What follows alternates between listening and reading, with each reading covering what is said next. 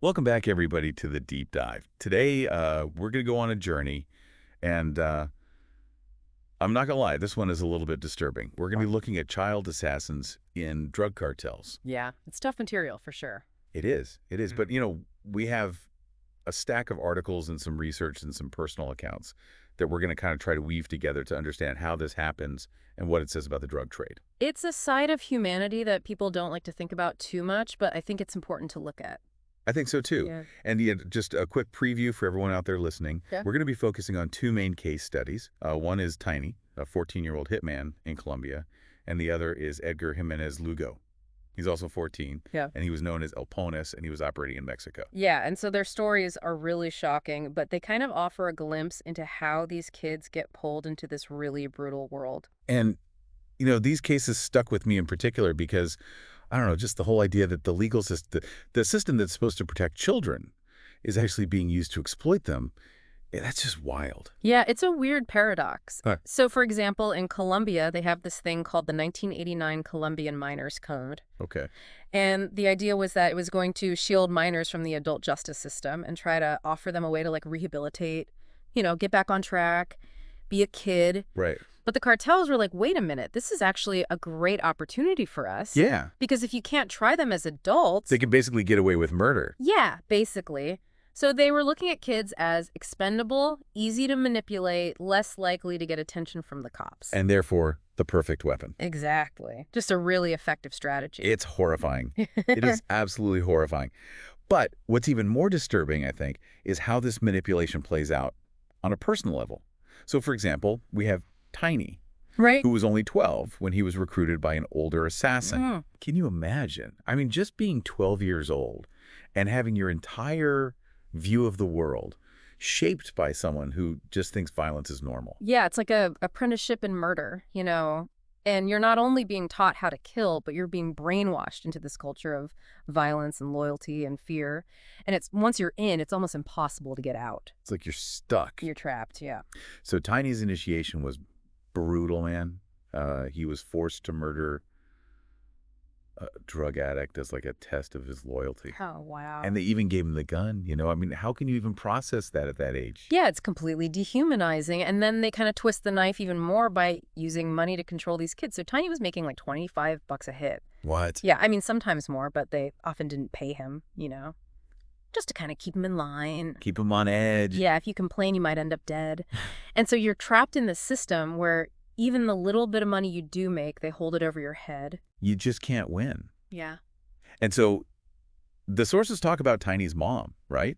I mean, initially, of course, she was horrified when she found out what he was up to. Of course. But as time went on, she just kind of resigned herself to it, Ugh. And she even advised him, just do what they say. Oh, God. Because she knew if he didn't, that was it. That was it. Yeah. It's so sad. Yeah, it shows you how powerless people feel. Like they're up against this massive force and there's nothing they can do. There's literally nothing they can do. Yeah. And so for Tiny, even though, I mean, he became this ruthless killer, you can see these glimmers of his humanity. Like the sources talk about how he had nightmares. He would dream about one of his victims kissing his feet. Wow. Makes you wonder what this kind of life does to your mind, even if you seem tough on the outside. Yeah, we can't forget the psychological impact. These are kids who are dealing with huge trauma, tons of guilt, always looking over their shoulder. Always looking over their shoulder. It's not the image you usually get of the cartels, Yeah. Cold and calculating. And Tiny's story also makes it clear that there's no escape. If you leave, you're dead. Yeah, there's no way out. So Tiny's trapped. But now we have Edgar Jimenez Lugo, and his case kind of shows us how even if you grow up in a good environment, things can go really bad. Yeah, his story's really interesting. It is, it is. Because he was born in San Diego. Right, right. But then a bunch of awful things happened, and it kind of set him on this path towards the cartel. Yeah, like his grandma died, who was basically raising him. He had to drop out of school, ends up in Morelos, Mexico, and that's where the cartel snagged him. Yeah, and that's what's crazy, right? Like, we always think about these poor communities when we think about cartels, but they're really looking for any kid who's vulnerable. Doesn't matter where they come from. As long as there's a crack in their support system. Exactly. And for Edgar, that crack turned into a giant hole when he was kidnapped by this cartel enforcer. I mean, there was no easing into it. It was just, bam, straight into violence. Yeah. They drugged him up, forced him to do terrible things, like they made him cut off a guy's head with a machete. Oh, my God. Yeah, and I was thinking about that. Like, why a knife? You know, why not just shoot him? Right. And I wonder if it's because it's more personal, like it creates this connection between the victim and the killer that you don't get with a gun. Oh, that's messed up. Like, how do you even come back from something like that? You would think you couldn't, right? Right. To make it even worse, they posted the video online. It's not enough to kill the guy. They got to make a spectacle of it. It's all about sending a message, right? Mhm. Like, don't mess with us. Total control through fear. It's like they want to create their own world where their rules are the only rules. Yeah, and by using kids, it's almost like they're ruining the next generation, you know? Yeah. Violence becomes normal. And those kids never get to be kids. Never, never. So Edgar, he tries to run away back to the U.S. when he's 14. Right. And they catch him at the airport. He's got guns, he's got cocaine. Oh, wow. But he only does 3 years in juvie. See, that's the thing about Mexico's laws, right? They're supposed to protect kids, but it ends up letting them back out on the street. Yeah, it's like a revolving door. Exactly. So Edgar gets out early. They send him back to San Antonio, and then he disappears. Vanishes. We don't know what happened to him. Did he really escape? Or did the cartel pull him back in? So many questions. Did he find a better life? Well, we'll probably never know. It's sad, you know? It's like even when the system tries to give them a break, the cartel is always there. Yeah, it's like a shadow hanging over them. And that kind of brings us to another case.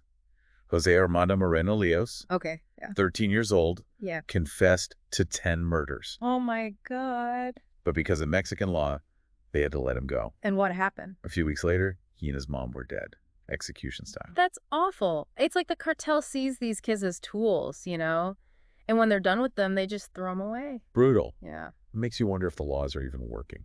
It's hard to say, but with Jose, it's just so cold-blooded, They use him, then they kill him. No hesitation. And this whole cycle, it just keeps going, you know?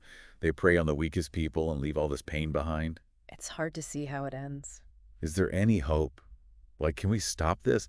Man, it's been a rough one, you know? Like Tiny, Edgar, Jose, it's just really heavy stuff. Do you see any way out of this? Like, is there any hope?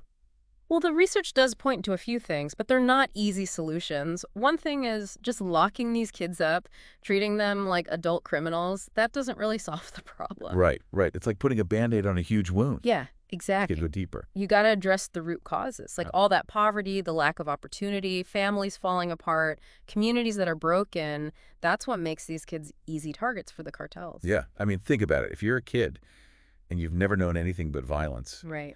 and the only place you feel like you belong is in a gang, The cartel might seem like the only option, the only way to have power, to be respected, to survive even, Exactly. So we have to give them other options.